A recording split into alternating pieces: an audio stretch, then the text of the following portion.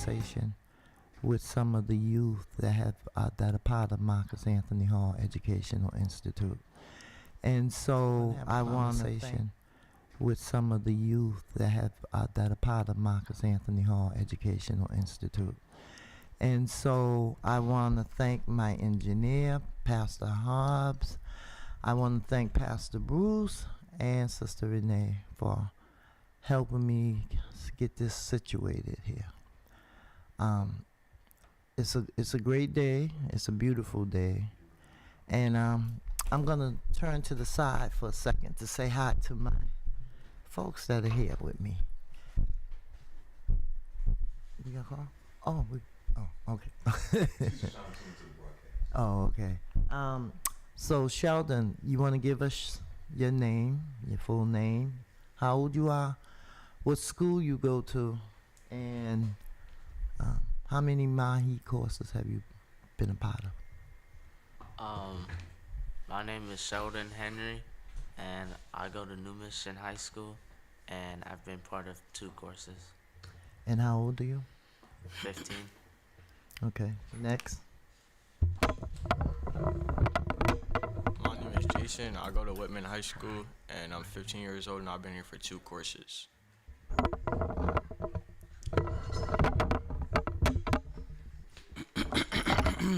My name is Jackson Nicholas. I'm 19 years old, and I go to Bridgewater State University. This is my 2nd course with Mahi. Okay. And so, would you like to tell our audience what you all have been doing, or what you all have been learning, hopefully something? So, for this past summer, we've been doing a lot of civic engagement and voters registration, and we've been out in the community just trying to get people to, make a change. We've been with the community trying to make a change, and, I feel like having the youth outside during the summer and just, trying to make a change is a good thing.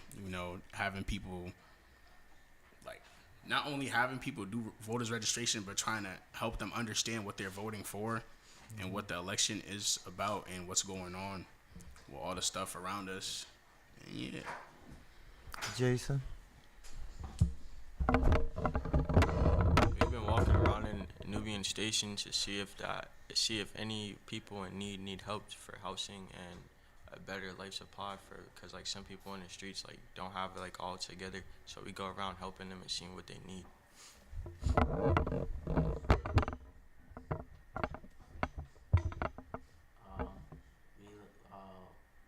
go around helping the homeless. We do civic engagement and try and just focus on the youth. So,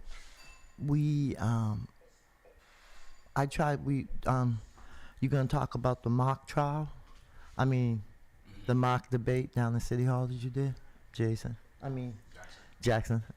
So, the mock trial that we did basically was whether you're against having your students should have their cell phones in school or shouldn't be allowed to have their cell phones in school. And during the mock trial, I was on the what side was I on? The affirm. Yeah, I was on the affirmative. Mm-hmm. And basically on the affirmative, I had to defend that students should be able to have their cell phones in school. Mm-hmm. And I think a lot of the people who were in the stands also agreed with what I was saying, because, I feel like a lot of students should be able to have their phone. Yes, certain students might be distracted, but then again, certain schools have a 3-strike rule. So if you're off task on your cellular device more than 3 times, the teacher should be allowed to take your phone. But in a certain stance, with me personally, when I was in school, my 10th grade year of high school, we had to walk to a gym because our school didn't have a gym. So on our way to the school, the gym teacher got hit by a car, and she was left there in the street, and the students had to go back to the school to grab an adult because all of our phone were in underpants. This is Pastor Bruce Wall with Boston Praise Radio and TV and WBPG-LP 102.9 FM radio. I want to speak to the churches in Boston and beyond.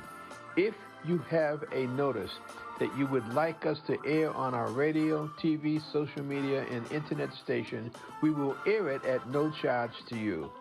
The event has to be a non-ticketed event. If your event is free, we will air the notice for free. That's right, we will air it at no cost to you. We are a church-based radio and TV station, and we want to support your ministry. You can send your notice to us at bostonpraiseradio.tv at gmail.com. bostonpraiseradio.tv at gmail.com, or send it to us at Global Ministries Christian Church, 670 Washington Street, Dorchester, Mass., zip code 02124. Global Ministries Christian Church, 670 Washington Street, Dorchester, Mass., zip code 02124. Again, we will not charge you for the announcement. This is a community service for the churches.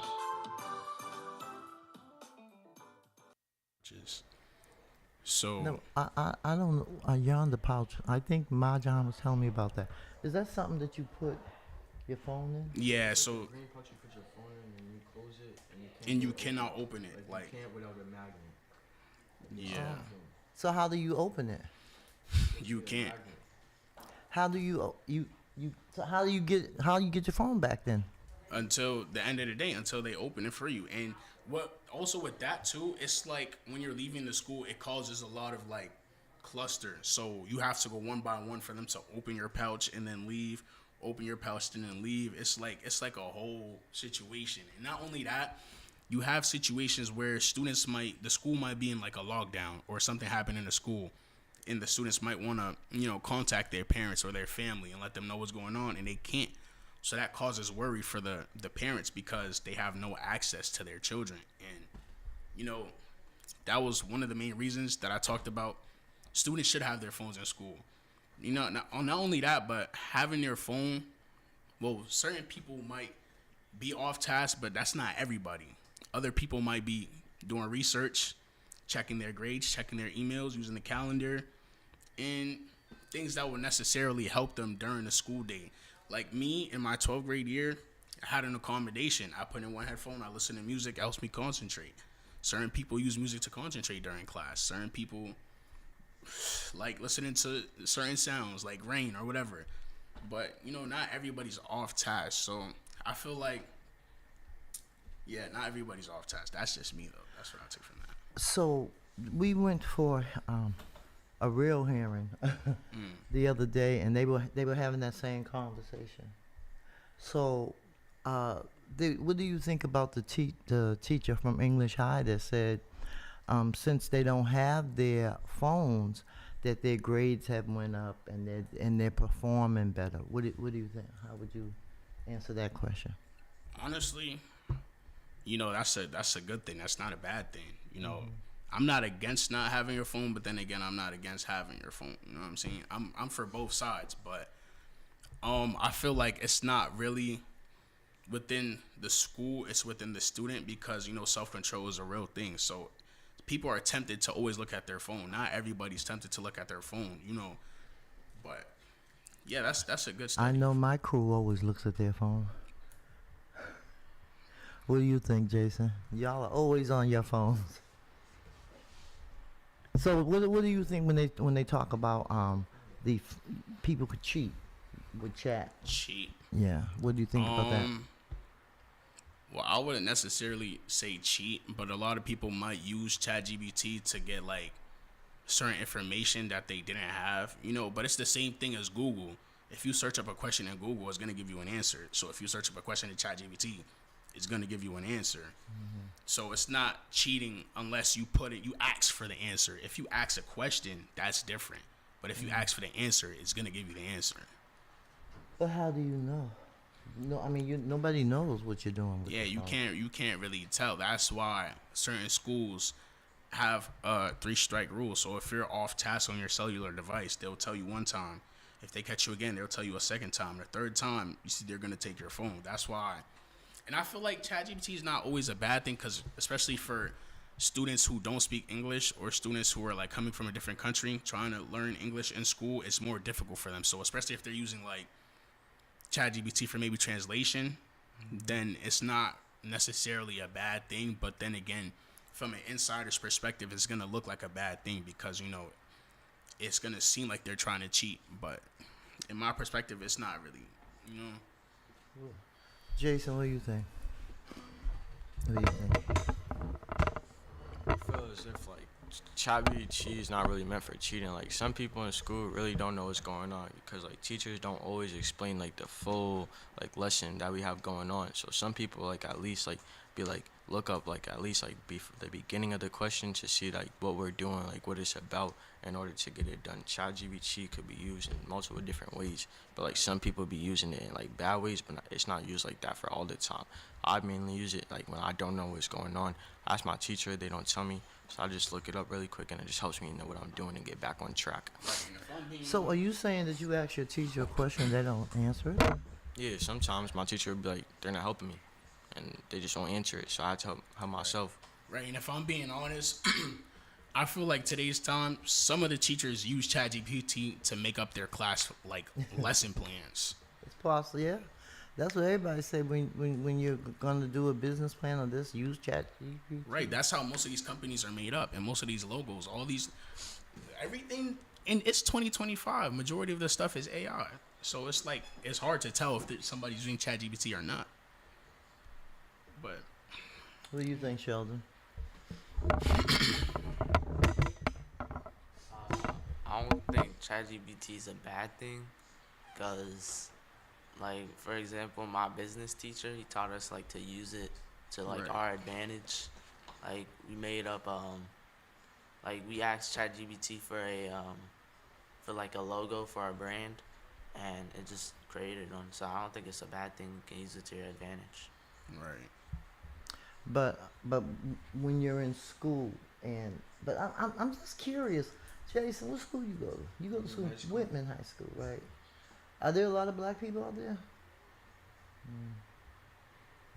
Are there any black teachers? How far? This is near Brockton, right? That's interesting. That they won't help you. About how many black students are there out there? At least like 15. Wow, how big is the school? At least like 5,000 people in the school. There's 5,000 5,000 students in your Students? school? Yeah, what? I don't think that's right. I do. I have a big school. It's always from 5,000 students Wait, and wait, 15 wait, black what- people. What grades they start? they have a kindergarten there too. So it starts at So it's elementary. all the way through. Oh, okay. That might make a little bit more sense. Yeah, that's a big school, 5,000 students. But if they start at K1 K1. and go up to 12, that makes sense. Yeah. So what else did we do this summer? Well, we went to a farm not too long ago. We learned about how, like, whatchamacallit, They make milk and stuff. like how the cows make milk, how they use it to produce, how they use the cows for food. Good morning. This is People Power with Priscilla. We are the people, we have the power. We're doing a little switcheroo this morning. So in a few minutes, we're going to have a special guest on, Winston Pierre. He's actually running for District 5 City Councilor. So we're going to be talking to him in a few minutes. But I wanted to talk about this morning, about tomorrow at the Bruce Bowling Building at 5:30.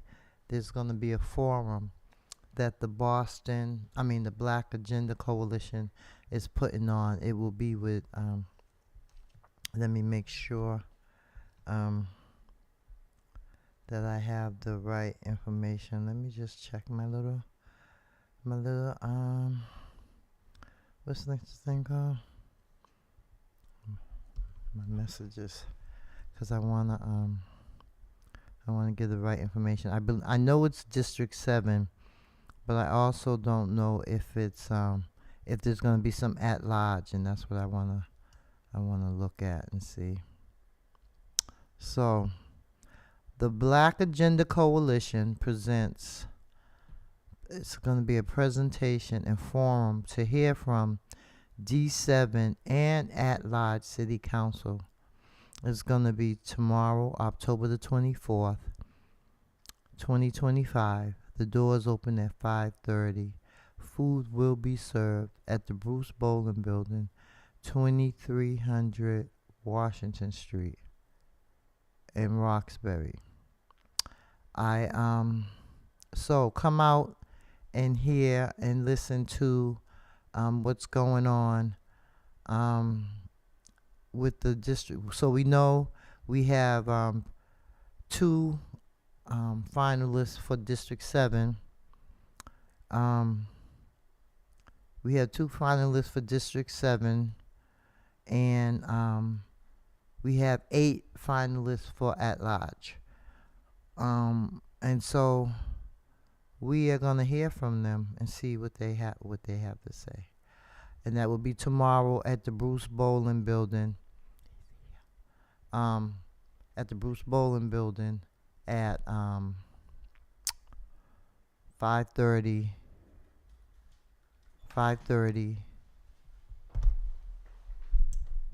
to about 8. There'll be food served, and you'll hear about the Black Agenda Coalition, who they are and what they're trying to do. You know, we do have an election November the 4th. I'm hoping and praying that people will go out and vote.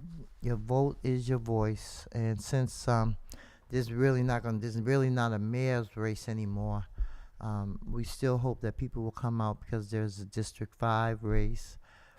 There's District 7, which a lot of people are interested in, and is the at-large race. And so we have the 4 incumbents, and then we have 4 new people that are running for the at-large seat. So we, Boston, y'all need to get out and vote for real. This makes no sense that we have in the city of Boston, with over 700,000 residents, 423,000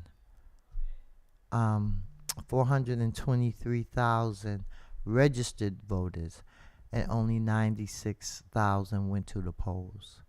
How do we convince people that they need to go to the preliminaries, that they need to go to the primaries, that they need to go to vote in September and don't wait until November? I don't know what it's gonna take to convince our people. I know a lot of people aren't into politics, but it affects us. Politics affects each and every one of us. You see all this construction that's going on in the streets, all these buildings that are being built. I mean, you go down one street and it's a detour. You go down another street, it's a detour. I mean, there's construction all over this city. And who's working these jobs? Are there people that look like us on these jobs? Are there females on these jobs? Are there Boston residents? I mean, I just don't understand us. We're quick to complain, but we don't want to do anything. You know, we want other people to do for us. Wake up, Boston. Really, wake up. So my guest should be arriving any moment, and we're going to talk about his candidacy, and see what his vision is for District 5. Also, I want to let people know that tomorrow at 11, I believe it's 11 o'clock, 11:30, the Franklin Park Defenders are going to be down at Copley at GBH Studios. From what I understand, the mayor is going to be down there, and so the Franklin Park Defenders are going to come down there. I guess they're going to be outside looking in, but if you're not doing anything, you know, come by there. Come and see and hear what our mayor has to, what she has to say. I'm gonna say it, and I'm gonna keep on saying it, that I really believe, it really hurts that we don't have a mayor contest. Um, I just I don't understand the logic, and I don't know because I wasn't part of the the in crowd or whatever. But I don't understand how a person comes in second and drops out. It makes no sense to me. And so, with that being said and done, what was it all about? What was the real deal? Because we don't go to the primaries. We don't go to the preliminaries. And what we say, oh, I'm gonna wait till November to vote. I'm gonna wait till November to vote. And then the person that you were gonna vote for, that you plan on voting for in November, doesn't make it or drops out. I mean, someone help me understand that. I just help me understand it, because it doesn't make any sense. And I've been saying it, and I'm gonna keep on saying it. So I what's the question? What's the question? We have a question. Come on in. Oh yeah. About what? No. Good morning. Good morning. How are you? I'm good. I'm good. Okay. Yeah, he can share an announcement, I guess. Depends on what it is. No, sir. He can share an announcement. Good to see you. Good to see you too. Okay. We're on air, so get in your spot. Okay. So I believe we have a caller with a question. Hello. Good morning, Siddiqui. How are you? Not bad. Just How had a quick announcement because I know you got your guests coming on. Mm-hmm. And so just essentially, in terms of the Black Community Information Center and, the Nubian Square Coalition is a component of the Information Center. So on November 1st, the coalition is sponsoring a major event at the quote-unquote Nubian Library, because what it is that, with the major victory we had in 2019 with the name change of Nubian Square and Nubian Station, of course we want the Nubian Library, but we're doing an actual celebration beginning at 2 o'clock p.m. At the Nubian Library. Okay. Down there on Dudley Street. 1:30 we're going to do a press conference, and then from 2 to 4 we'll be in the library there for the celebration. And we're saying folks to come on out, and of course we're emphasizing the fact to the mayor that we want the Nubian Library name. But this is an open celebration for the community, and we welcome everyone to come on down and celebrate. All right. Well, thank you. Thank you, Siddiqui. Right. Okay. Have a great day. So, my guest has arrived. Good morning, Winston. How are you? Good morning. I'm excellent. It's a beautiful way to start my day. Yes, you are. I don't think I can hear you. You gotta lift the mic a little bit to you. What about now? Okay. Yeah. I think it's better. Okay.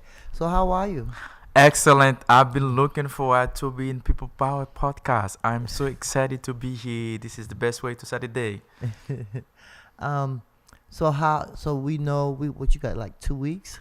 Less than 2 weeks. Less than 2 weeks. And you are running for District 5. Right. Which is now being held by Enrique.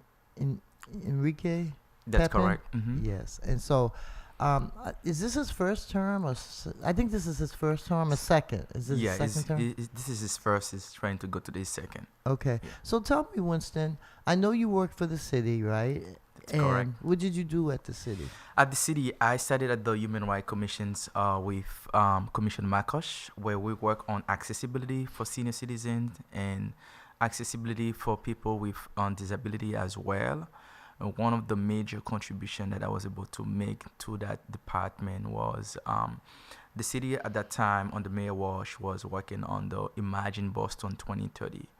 And one of the critical piece that was not factored is when we're talking about creating city that work for everyone, does that include senior citizen and people with disability? What can we do to make sure they can participate in the civic and social life in the city of Boston? That's when I conducted the accessibility survey, talking with residents, people who have people with disability, and different advocates, and kind of hearing the opinions about what does a 2020, 2030 mean for someone with disability.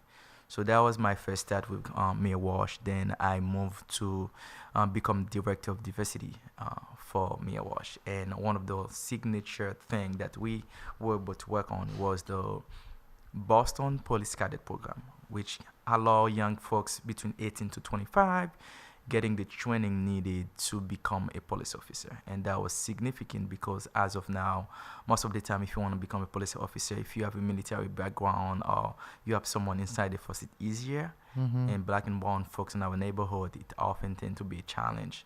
And with the cadet, it break that.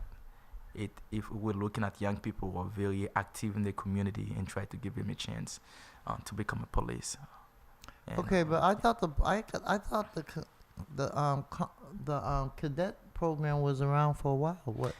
it was Did- around for a while, and Mayor Wash kind of reinvamp it in a way that it give focus on emphasizing on community policing. Okay. So the goal is really about like what are the young people that we see that are very active in the YMCA's, in the BCYF. What are they doing? Are they part of the? They have a mentoring program for Turning Point. Are they part? How much active are they?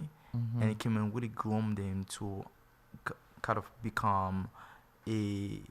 I don't want to say police, but getting the training and eventually the hope has always been making sure when we're talking about community policing, we are recruiting young people in our neighborhood to be part of this program. It was very, very targeted on the Mayor Wash, and that's where the weaving came from, making sure that we are targeting those folks, and the conversation goes beyond that. 67% of the people that I recruit back then were young people of color, which is a milestone. So when you left did you leave the city? You still work for the city, or I eventually left the city. you work for the state now, right? I moved back to the state. Yeah. And so what do you with- do? What did you do there? So I studied at the state in 2014, 14, first term Governor Baker. I was a policy fellow. One of the many things that I had the unique opportunity to work on it. Whenever there's big contract, what can the state can do to ensure minority-owned business can participate, right?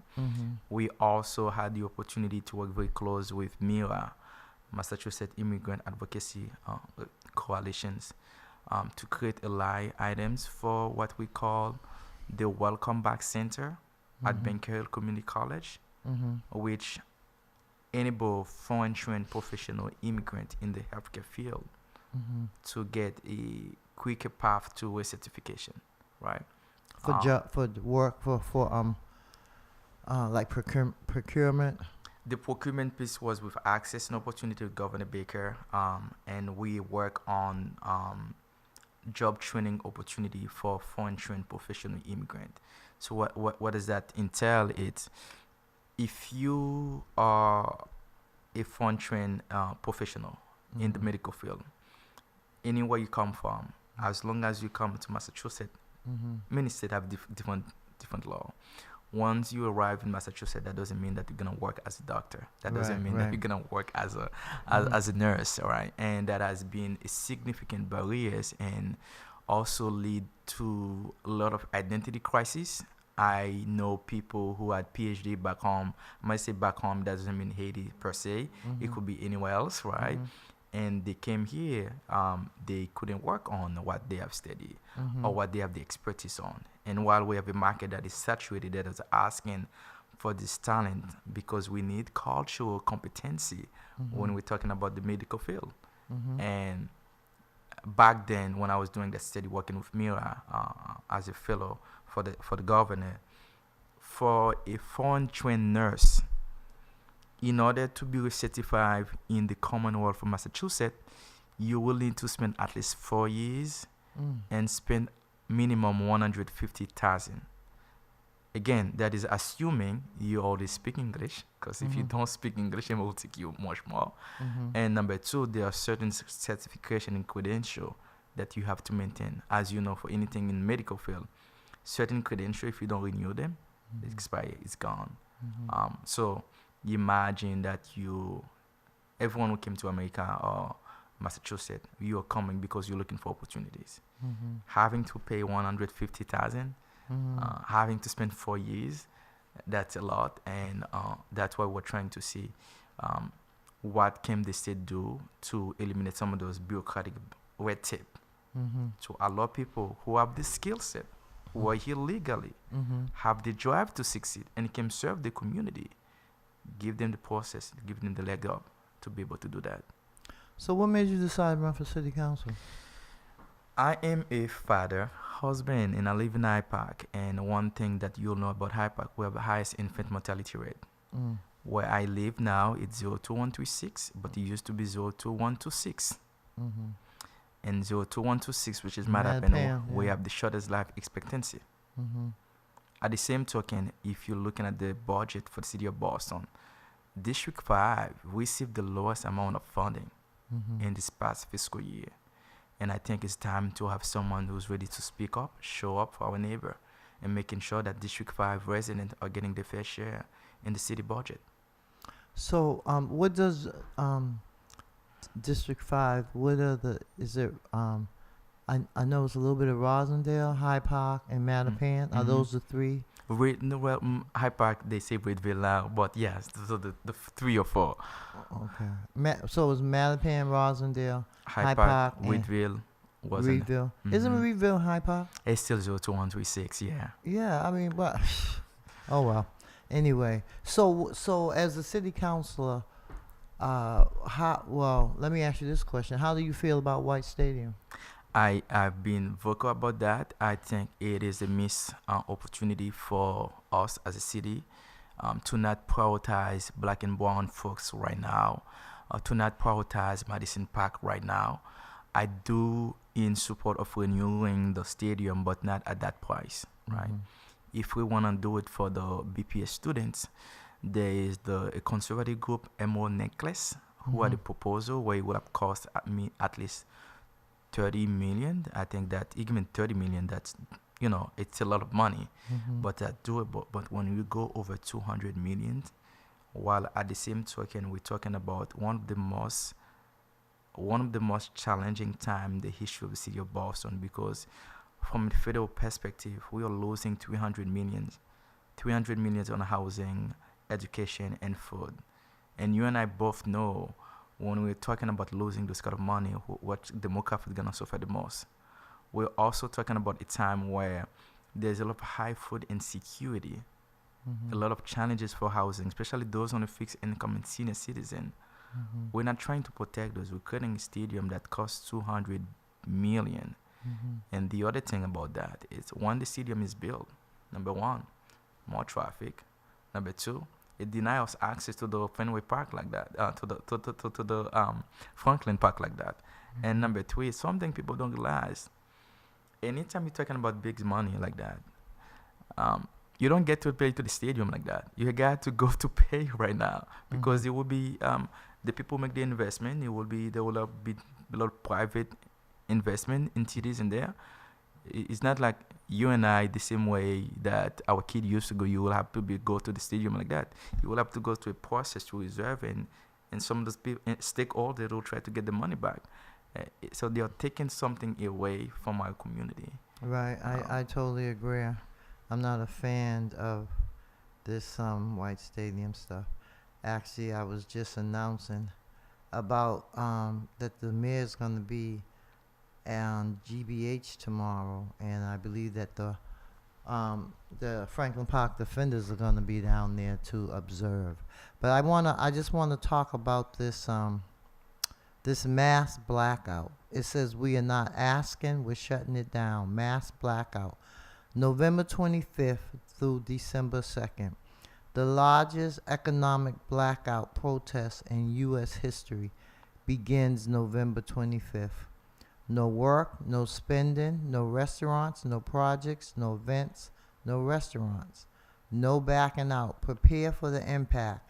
To prevent spike spending before and after the blackout, we ask that all participants purchase goods needed from community-owned stores and markets leading up to and after the dates.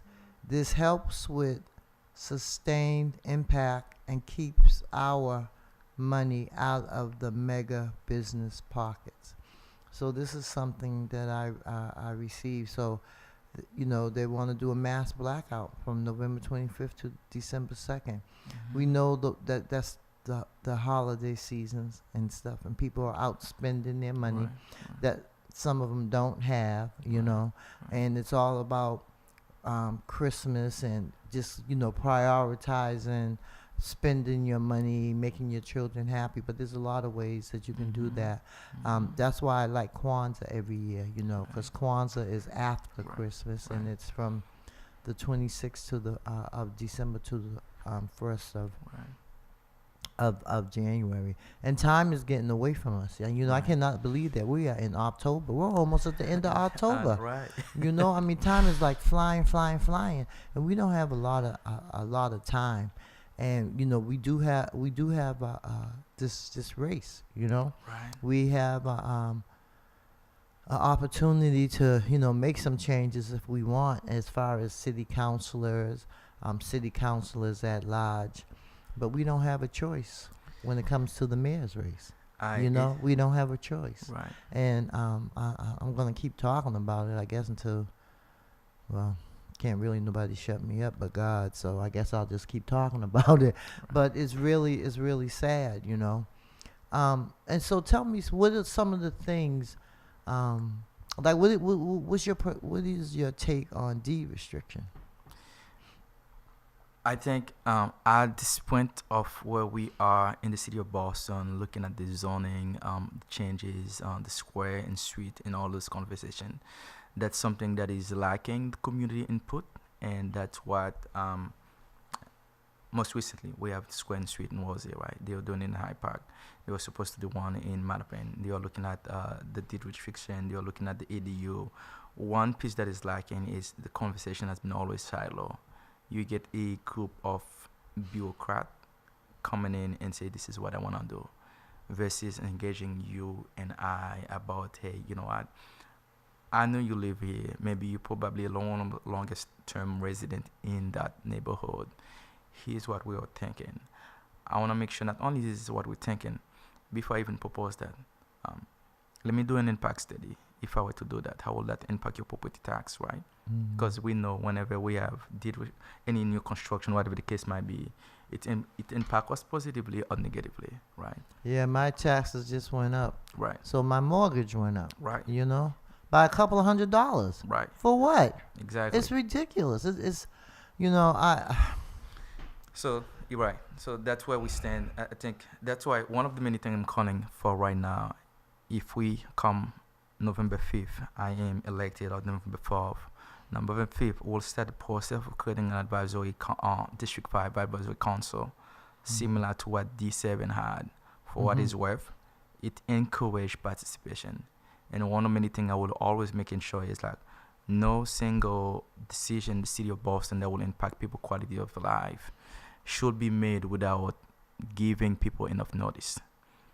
Too often we are walking down the street to say, oh, the street is closed. They could have posted a little paper. I was just talking about that. You go up and down these streets, and you go down one street, you're on your way, and when you get there, it's a detour. Right. And it's ridiculous. All this construction that's going on in this city. I mean, they're just building. Who are they building for? They're not building for us, that's for sure. We're losing our hospitals. We're losing our pharmacies. This just does not make any sense. I don't understand. Well, I do understand it, but it's really a sad situation. And they're trying to gentrify us out. That's just that it's happening. It is happening. I mean, if you look at the latest census data, right? You've never had any time in recent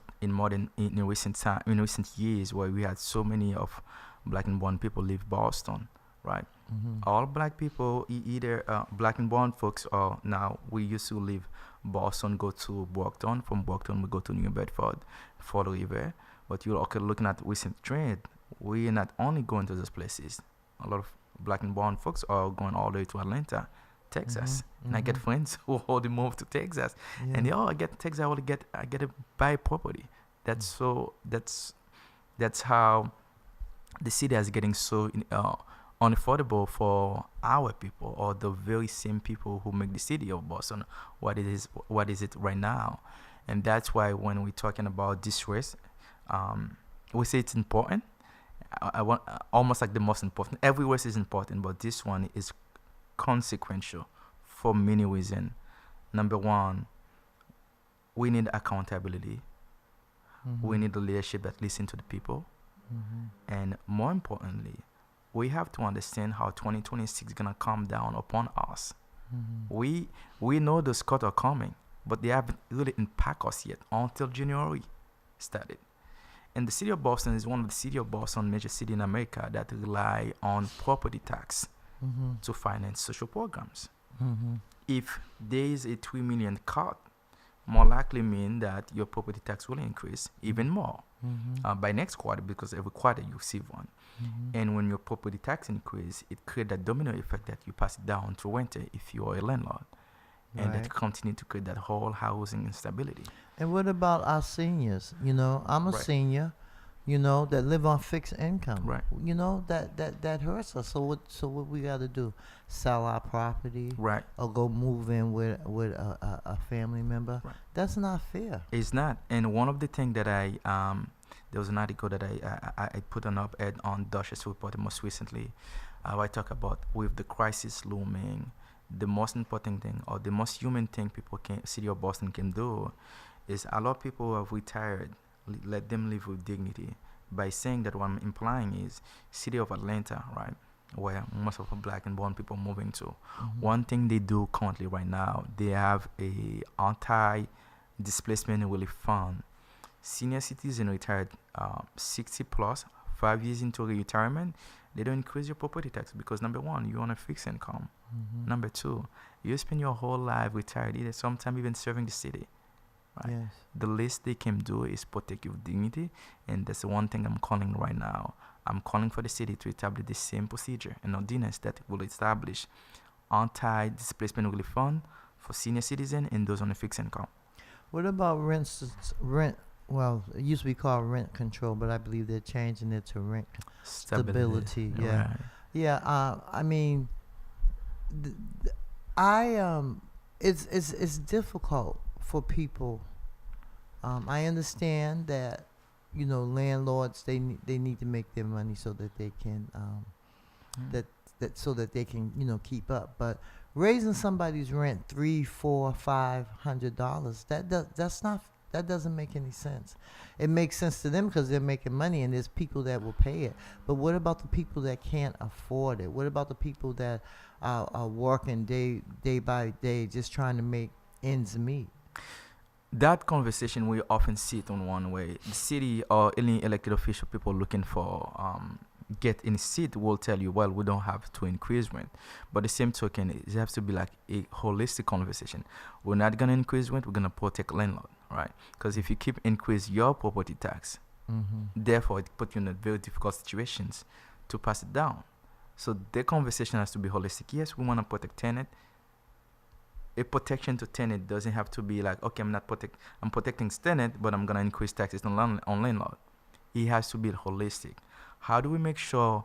And what you're saying, I will tell you something else that I saw. At least 3 small business in Rosendale was displaced because of they're trying to renew the lease. They increased it by 50%, right? And they couldn't do that, right? So if that person were to say, you know what, I'm still gonna go 50% increase on my list, that person will have automatically increased the cost of his product to make up for it. So the conversation has to be holistic. Number one, let's make sure there's no lease hike or excessive rent increase. Then if you can guarantee that to landlord, then you can make sure you can hold them accountable to not increase taxes. But if you keep increasing the taxes, it make it a very difficult conversation. That is why when we're talking about rent stabilization, we haven't get that much traction across the city of Boston. Why? Because number one, this is something that's regulated by state. That's number one and foremost. Number two, in Boston, the greater Boston, we are facing housing crisis, but that's not so much in the Western Mass. In Western Mass, you're looking for people. So when you have a bill of that nature going to the state, guess what happened? Every one delegation from Boston are gonna vote yes. But this is 200 members, right? Everyone from Western Mass or West, they will say no, because as of now, in those neighborhoods, if you take Holyoke, Methuen, Springfield, they are facing what we call neighborhood blight. Neighborhood what? Blight? Yeah, Okay. yeah. Like where literally there's no one in those places, those store, or the building are empty.